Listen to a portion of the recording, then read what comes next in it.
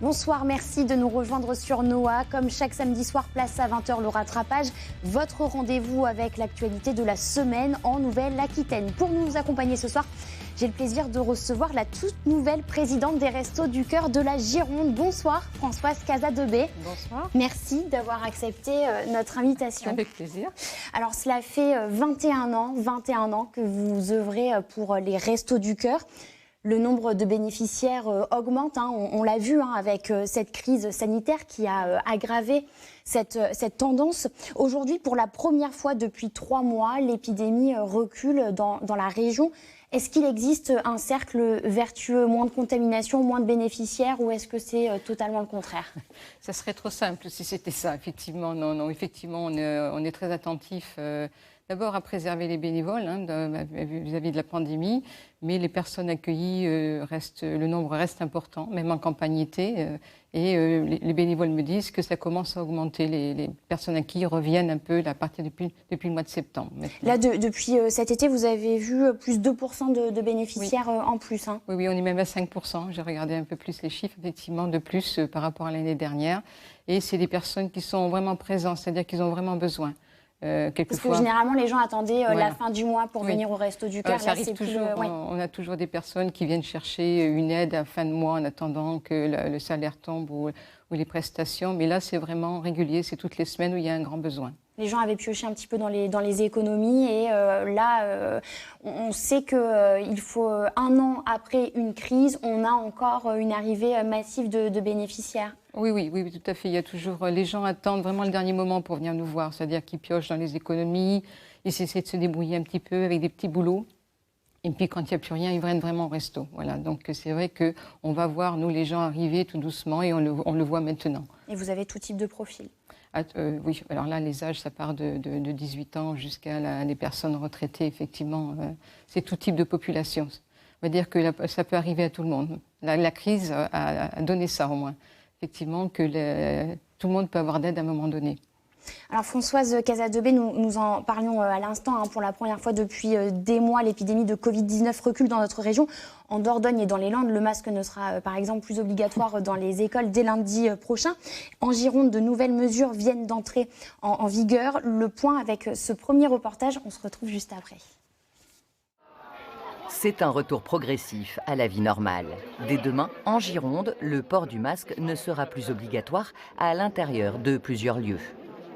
Dans tous les établissements recevant du public, les ERP, qui sont soumis au pass sanitaire, le port du masque ne sera plus obligatoire.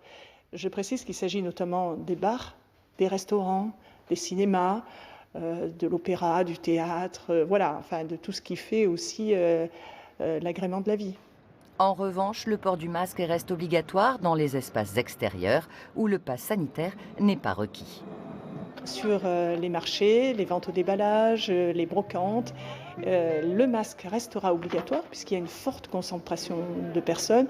Devant les lycées, les collèges également, le masque reste obligatoire.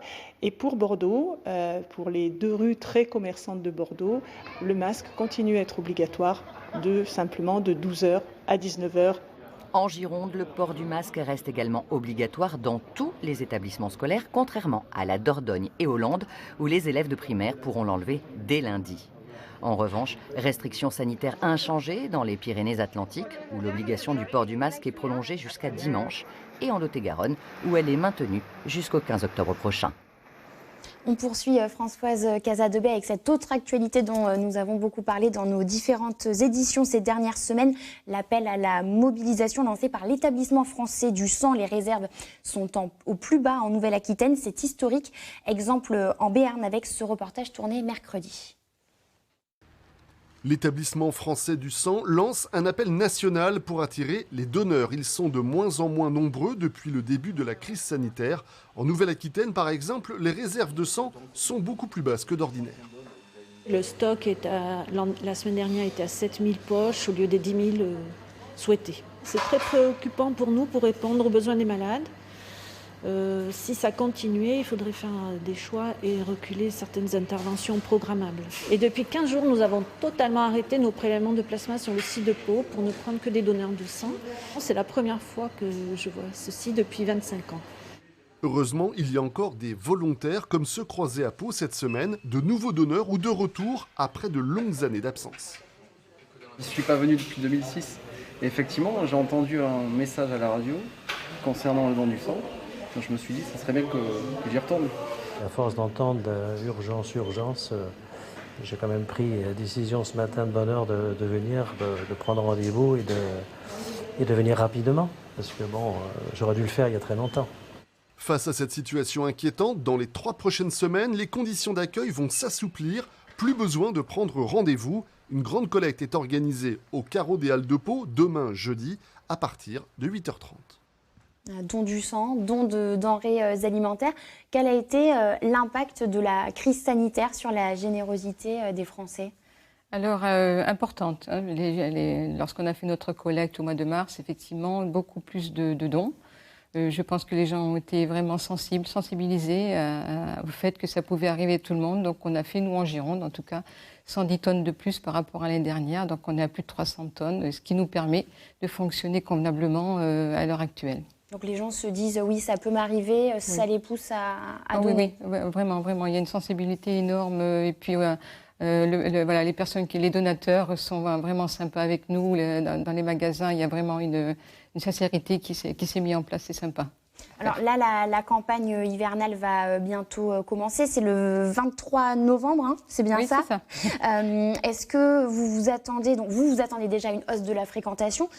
Est-ce que vous êtes prêt est-ce que vous avez reçu suffisamment de dons pour venir en aide aux personnes, aux bénéficiaires ? Oui, au niveau nourriture, tout va bien pour nous pour le moment, hein, puisqu'on a des donateurs fidèles, on fait des ramasses dans les supermarchés, voilà, et puis il y a ce qu'il faut, on n'est pas du tout inquiet par rapport à ça pour le moment. Après, ça va dépendre du nombre de familles qui va arriver au mois de novembre s'inscrire. Voilà, s'il y a une grosse augmentation, à ce moment-là, il faudra revoir comment faire. Mais on n'est pas très inquiet. Parce que ce que les gens le sachent, hein, il y a la grande collecte chaque année au mois de mars, le premier dimanche du mois de mars. Mais on peut venir apporter nos dons tout au long de l'année dans les différents... Oui, bien absolument. Les donateurs viennent dans les centres. S'ils habitent sur telle ou telle commune, ils viennent directement donner. Et puis on a des écoles souvent qui font des petites collectes. C'est très sympa en fait. Les restos ont un bon public et tout va bien de ce côté-là.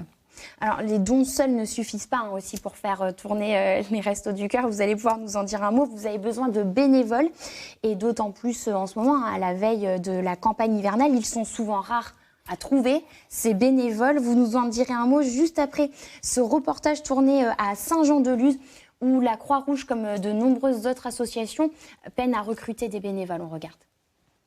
Non, je cherchais les piscines. Elle est là, on la prendra après. Plusieurs fois par semaine, Jean-Pierre, Karim, Jean-Claude et Marivonne vont bénévolement chercher la nourriture auprès de la banque alimentaire, de boulangeries et de plusieurs supermarchés. On est ouvert toute l'année, tous les jours de la semaine, tous les matins. Et c'est vrai qu'on manque de bénévoles, qui soient très volontaires, qui soient aussi très en forme, parce que vous avez vu, il y a quand même pas mal de manutention. Mais même, de toute façon, il y a toute une série de travaux à faire, de missions à faire. Décharger, trier, organiser et préparer des caisses et des paniers de première nécessité, Khadija et ses collègues bénévoles sont très organisés. Elle donne de son temps pour les autres depuis plus de 4 ans. J'avais besoin de me rendre utile. Nous sommes en pénurie de bénévoles. Nous avons traversé, comme tous, 2 ans très difficiles, pénibles. On met de l'huile. Oui. Les principaux bénéficiaires sont des personnes démunies ou ne pouvant se déplacer. Et depuis le Covid, il y a aussi beaucoup d'étudiants et de jeunes actifs en difficulté. Pour Idoya, en stage dans le cadre de ses études dans le social et les services à la personne, s'engager était une évidence. À 4-10, j'aide à trier du coup les yaourts, quand il faut trier les yaourts, à faire des paniers. Mais ouais, ça ferait plaisir de voir plus de jeunes, puis ça inciterait et ouais, ça serait bien. Ce matin-là, plus de 30 paniers ont été distribués. La structure existe depuis plus de 25 ans, avec des actions solidaires qui rayonnent sur Saint-Jean-de-Luz, Saint-Pé-sur-Nivelle, Urugne et Guétary. Merci, bonne journée. Bonne journée. Ça fait écho à ce que vous vivez ? Tout à fait. Oui, on retrouve les mêmes situations finalement. Le manque de bénévoles actuellement. Ce sont des personnes qui sont encore inquiètes parce qu'ils n'osent pas pour le moment venir nous voir, parce qu'ils se demandent ce que va devenir la pandémie, tout simplement. Vous avez perdu beaucoup de bénévoles, hein, notamment les plus âgés qui ne sont pas revenus depuis 18 mois, depuis le début en fait, de la crise sanitaire. Oui, ils ne sont pas revenus. C'est vrai que je pense que quand on arrête au bout de 18 mois, on a peut-être du mal à revenir. Donc il faut recruter, il faut revenir. Difficile actuellement. Et comment faire, comment les convaincre, comment les trouver déjà? Alors comment les trouver, les rassurer sur le fait qu'on est très attentif, le port du masque, le gel, voilà, la distance entre nous, tout ça se passe très bien. Depuis 18 mois, on a su faire et on sait faire de ce côté-là. Donc il n'y a pas d'inquiétude à avoir à ce niveau-là. Mais notre inquiétude, c'est surtout que l'on se demande comment faire fonctionner une certaine structure où il y a beaucoup de manques. Par exemple, sur Bordeaux, on a un accueil de jour, on reçoit les gens de la rue.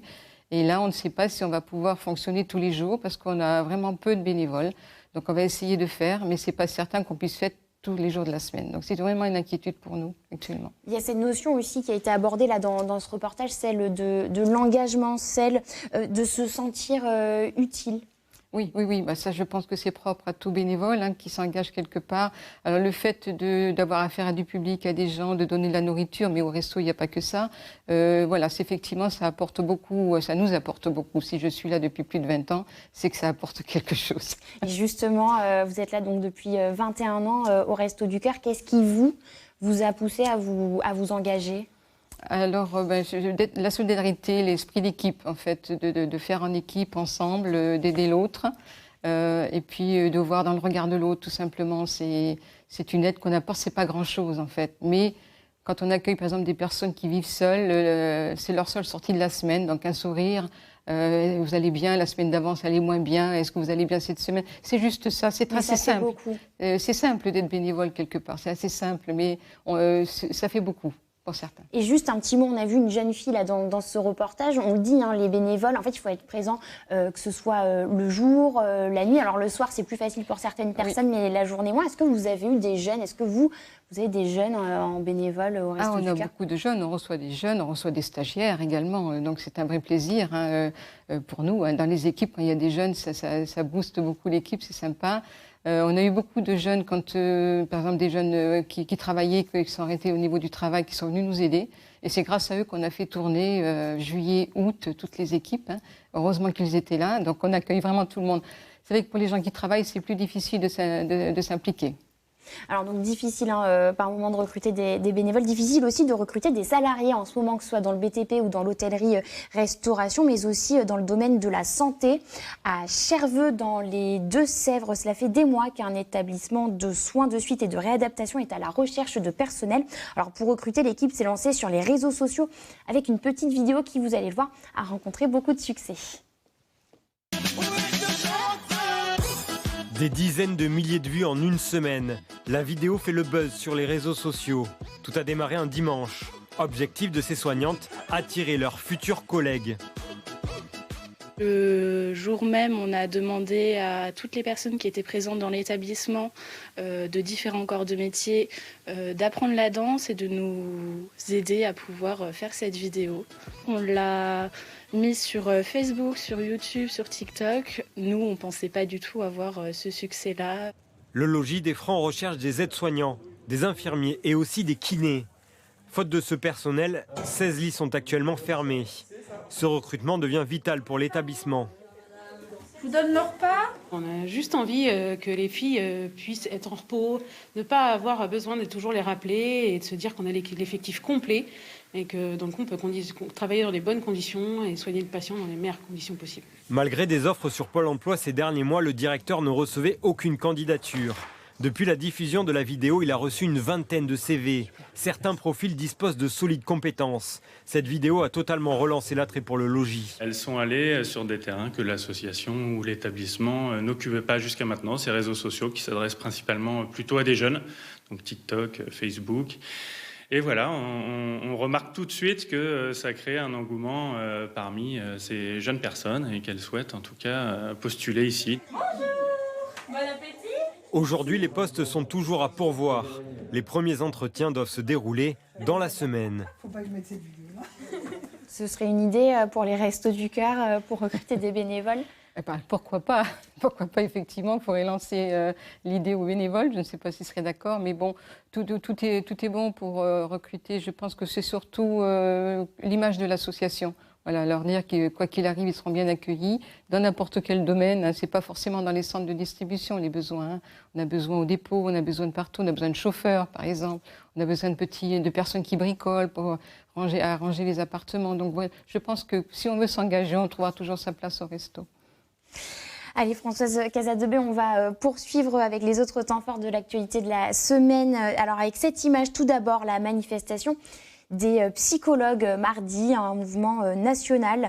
Ils s'opposent au projet de réforme de leur profession et revendiquent de pouvoir consulter sans prescription médicale. Autre mobilisation aussi cette semaine, la grève lundi d'SOS Médecins, un mouvement inédit suivi par les 63 associations du territoire et leurs 1300 médecins généralistes. Un arrêt de 24 heures pour obtenir une revalorisation de leurs tarifs de consultation. Reportage à La Rochelle. Une salle d'attente vide et pas plus de visites à l'extérieur. Les 10 docteurs de SOS Médecins La Rochelle sont en grève, comme partout en France. Ils réclament une augmentation du prix des visites à domicile. Le tarif du déplacement, selon eux, n'a pas été réévalué depuis 15 ans. Si l'on ne fait rien, disent-ils, les médecins à terme ne se déplaceront plus. Les revalorisations sont faites pour les visites longues pour les médecins traitants. Alors, ce qui exclut les médecins qui interviennent en soins non programmés des SOS médecins, et ce qui à terme pourrait risquer de faire disparaître la visite à domicile en journée, parce que des structures pourraient s'installer, faire que de la consultation et dire « je ne fais plus de visite parce que ce n'est pas rentable », et du coup, c'est les patients qui pourraient en pâtir. À La Rochelle, SOS Médecins effectue 23 000 actes par an, la moitié à domicile, où les médecins vont souvent voir des patients qui sont en incapacité de se déplacer. Ils peuvent par exemple se rendre au chevet d'une personne âgée qui souffre d'une crise d'hypertension. Si on n'y va pas là-bas la voir, cette grand-mère, qu'est-ce qui va se passer? On va appeler une ambulance, l'emmener à l'hôpital. Donc le temps va déjà être relativement important, les moyens vont être extrêmement conséquents par rapport au poids de notre revendication qui est, somme toute, tout à fait raisonnable. Si SOS Médecins est en grève totale aujourd'hui, à partir de demain, ce sont seulement les visites de 8h à 20h qui seront suspendues, mais pour une durée indéterminée, de quoi engorger les services d'urgence. On vient de le voir, hein, ces médecins viennent souvent en aide à des patients isolés. Et justement, cela nous amène vers le prochain reportage. Nous sommes le 2 octobre, le mois d'octobre, un mois dédié à la lutte contre le cancer du sein. Les médecins rappellent l'importance du dépistage, une étape cruciale pourtant négligée par de nombreuses femmes, notamment en zone rurale, en Nord-Gironde. Notre équipe a recueilli 3 témoignages. Françoise Casadebé, on se retrouve juste après ce reportage. Une tasse de café pour discuter, rire et oublier l'espace de quelques minutes les problèmes de santé. Arrivée de Lille en 2009, Marie-Thérèse a passé plus de 10 ans sans se faire dépister. Le mois dernier, un cancer du sein lui a été diagnostiqué. J'allais faire des mammographies parce que c'était pas loin, on avait des moyens de locomotion, tandis qu'ici, il n'y a rien. J'ai fait une mammographie depuis, un bon moment. À chaque fois, j'ai la poubelle. Oh, on verra ça plus tard. Oui, mais plus tard, voilà le résultat aussi. Un manque criant de transport et de professionnels de santé, suffisant pour repousser au lendemain leur rendez-vous. À chaque consultation, ces femmes doivent parcourir plusieurs dizaines de kilomètres et demander de l'aide systématiquement. C'est embêtant de déranger toujours les gens, quoi. C'est ça, moi j'aime pas ça. Moi ça me fait honte, quoi. J'aime pas. J'ai pas été élevée comme ça, j'aime pas. Face à cet isolement, le réseau Santé Sociale de Haute-Gironde propose de prendre en charge 3 trajets par an et par personne pour motif médical. Objectif, éviter le renoncement aux soins de plus en plus important en zone rurale. On sait que quand un cancer est diagnostiqué tôt, on arrivera plus facilement à le soigner. Et donc on le voit sur les chiffres de la Haute-Gironde, il y a effectivement un taux de mortalité qui est important, concernant le décès par cancer. Donc on pense qu'en aidant ces personnes-là justement à avoir des rendez-vous, on peut jouer sur ce taux-là. La mammographie est proposée gratuitement. Pourtant, dans les zones les plus excentrées de Gironde, moins d'une femme sur 2 se fait dépister. On voit l'isolement là de ces 3 femmes qui témoignent. Hier, l'association Les Petits Frères des Pauvres a publié son baromètre sur l'isolement des plus de 60 ans. Et le constat est sans appel. En France, 530 000 personnes sont en situation de mort sociale. C'est presque 2 fois plus qu'en 2007. Vous, c'est quelque chose que vous constatez aussi au quotidien. Comment est-ce que vous expliquez qu'aujourd'hui, de trop nombreuses personnes encore se retrouvent totalement isolées ? Alors, on retrouve l'isolement un peu partout. Alors, dans les campagnes, c'est plus criant parce que c'est un manque de véhicules ou d'autres. Donc, nous, au resto, on a créé ce qu'on appelle des petits camions épicerie, c'est-à-dire que c'est un camion où 3 bénévoles partent, un peu comme on faisait avant dans les campagnes, et c'est eux qui vont au-devant des familles pour pouvoir les servir, passer un peu de temps avec eux. Donc on sait qu'on a cet isolement-là. On ne verrait pas ces personnes-là autrement venir au resto, c'est sûr. Et en ville, alors c'est encore plus criant parce qu'il y a beaucoup de monde dans les appartements, mais chacun reste chez soi. Donc les restos, encore une fois, ont cet accueil, cette chaleur qu'ils apportent aux familles quand ils en ont besoin. Et cet isolement, je trouve qu'il est un petit peu paradoxal dans notre société aujourd'hui avec le numérique où il n'a jamais été aussi simple de communiquer finalement. Il y a des personnes qui sont totalement de côté, délaissées. Alors on communique beaucoup avec les nouveaux outils, le téléphone ou autre, mais on ne se parle pas. Voilà, on ne communique pas. En fait, c'est une communication, c'est comme ça. Donc comment retrouver cette chaleur-là ? En essayant d'être attentif aux personnes qu'on accueille. Au resto, on accueille beaucoup de personnes retraitées qui vivent seules et la détresse, on la voit. Voilà, on la voit vraiment. Et ils viennent au dernier moment et c'est vrai que quelquefois dans les bureaux d'inscription, quand on voit les familles, il y en a certaines qui se mettent à pleurer parce que c'est le moment où on est attentif à eux. Donc c'est une chaleur qu'on leur apporte qu'ils n'ont pas forcément. On va passer à cette initiative pour venir aussi en aide aux plus fragiles en Gironde. La commune de Villeneuve-d'Ornon aide ses administrés à trouver une mutuelle pour faire face à l'augmentation des cotisations. On regarde. Donc je vais vous demander, monsieur, une signature en bas avec à Villeneuve-d'Ornon. Monsieur et madame Brouste, aimables retraités, viennent de réaliser une belle économie grâce au nouveau contrat de complémentaire santé qu'ils viennent de signer. Avec des retraites qui n'augmentent pas, qui sont toujours pareilles, on cherche au mieux avec des garanties presque identiques. Mais levons toute ambiguïté. Ce contrat est affiché comme une complémentaire de mutuelle communale. Mais la commune, ici, de Villeneuve-d'Ornon, n'est pas partie prenante directement. Nous avons des courtiers qui viennent ici au CCAS 2 jours par mois sur des rendez-vous. Ça ne coûte rien à la commune, hein. Ça nous coûte simplement qu'on fournit un bureau, un ordinateur, et voilà, c'est tout ce que ça nous coûte. En réalité, c'est donc l'association Axiom qui défend les intérêts de ses adhérents face aux mutuelles. Une aventure lancée en mai 2014 par 3 courtiers en assurance, pas tout à fait comme les autres. Ce sont tous des courtiers qui ont la volonté en eux de s'engager dans le côté social, voilà, et qui ont envie de mettre à la disposition de la population leurs compétences. Et c'est justement cette expertise que vient chercher Michel Pénichon, qui perçoit 1 100 € de retraite. Je veux savoir si ça vaut le coup de garder la mutuelle d'entreprise ou si qu'est-ce qui peut être intéressant comme autre mutuelle. Majoritairement, on va s'adresser à des seniors. Plus on vieillit, plus le contrat devient cher. C'est sur cette population-là qu'on essaye de créer un équilibre. Et c'est ce type d'équilibre que cherchent à trouver pour leur population fragile les 232 communes en Gironde, partenaires aujourd'hui de cette association Axiom. Également à la une de l'actualité cette semaine, cette autre initiative menée par la ville et le barreau de Bordeaux.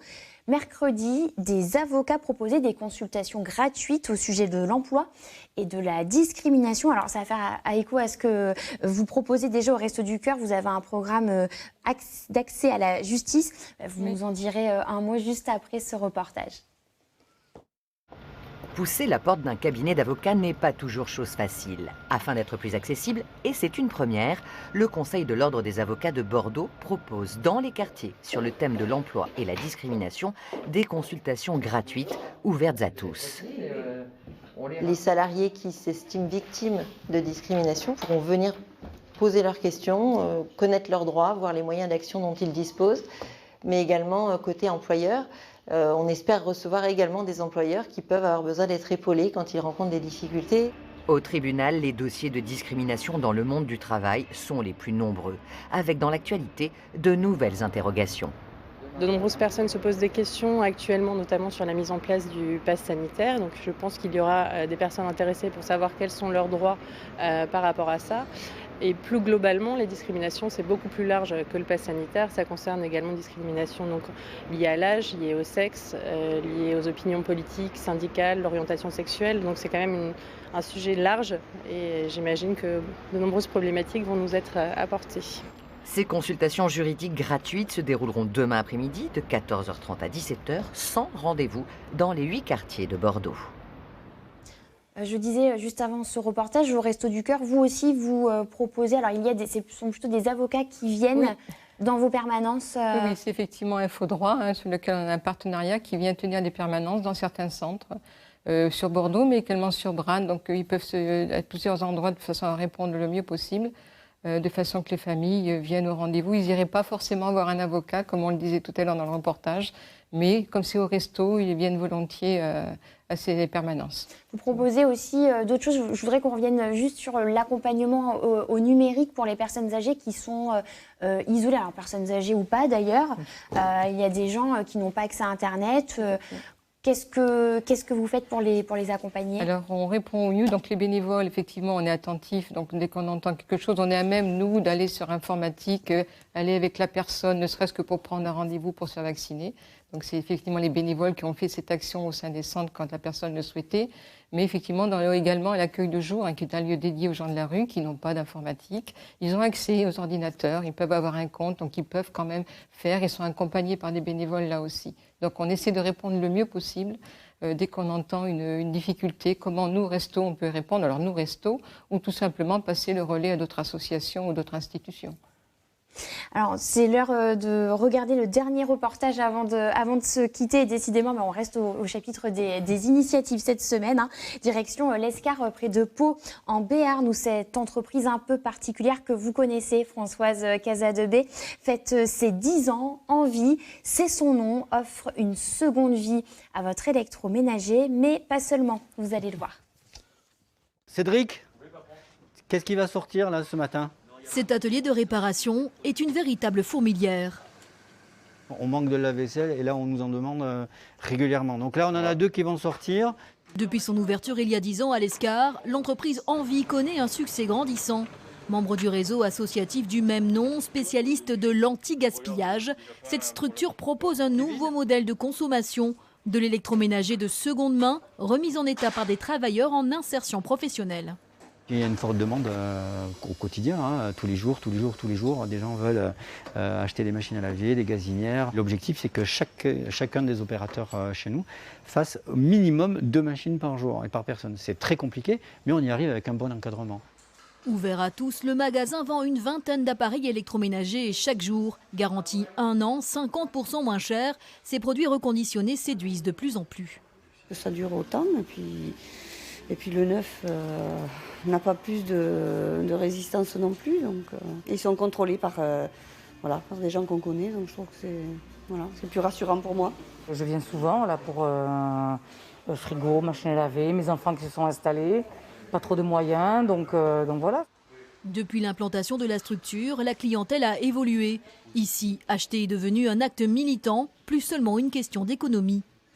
Les gens qui viennent ici aujourd'hui ne sont plus des gens vraiment très défavorisés. Il y a de tout. Et c'est la raison pour laquelle on peut trouver une multitude de produits. La conscience, elle y est, ça y est. Maintenant, elle est ancrée. On sait qu'on consomme énormément. On sait qu'on est en déficit vis-à-vis de la planète. Dans ces 45 magasins répartis à travers le territoire, le réseau Envie répare chaque année 96 000 appareils électroménagers, ce qui permet d'éviter 4 000 tonnes de déchets. Voilà, c'est la fin de cette émission. Françoise Casadebé, vous êtes donc la présidente des Restos du Cœur de la Gironde. Merci de nous avoir accompagnés. Un dernier mot peut-être avant de se quitter. Qu'est-ce que vous pourriez dire aux gens qui nous regardent pour les convaincre de vous rejoindre, de rejoindre l'aventure des restos en tant que bénévole peut-être? Les convaincre, alors s'ils ont l'image de Coluche, ça va être facile. Il y a beaucoup de convivialité au sein des restos. Le sourire, si on sait sourire, accueillir, si on n'a pas peur de se lever quelquefois tôt le matin, tout le monde est le bienvenu et puis on a vraiment besoin de bénévoles. Vous l'avez entendu, tout le monde est le bienvenu, ce sera le mot de la fin. Merci. Merci beaucoup. Merci à vous de nous avoir suivis. On se retrouve la semaine prochaine, même lieu, même heure. Très belle soirée sur Noa.